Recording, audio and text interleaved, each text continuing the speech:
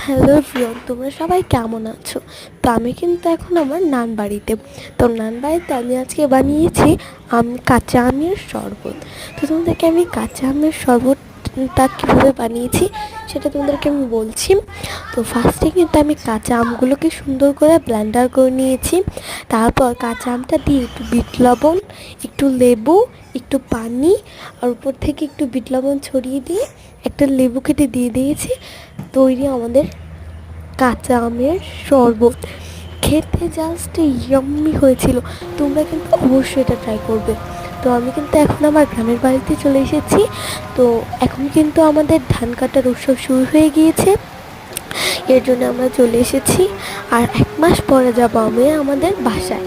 তো আমাদের বাসায় 1 মাস পরে আমরা যেতে পারবো, কারণ এখন আমাদের ধান কাটার উৎসব।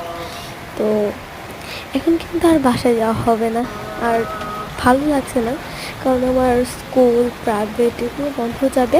আর আমার স্কুল কিন্তু এই বন্ধ দিয়েছে 1 মাসের জন্য, তাই আমরা গ্রামের বাড়ি এসে বেড়াতে পারছি।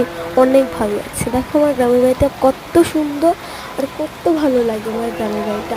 আমরা যারা শহরে থাকি তাহারা কিন্তু গ্রামের এই সুন্দর প্রকৃতি দেখতে পায় না।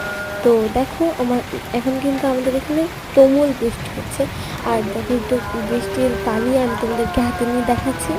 তো এখন কিন্তু ক্যামেরা চালু, তাই বৃষ্টির পানিটা তোমাদেরকে পুরোটা দেখাতে পাচ্ছি না।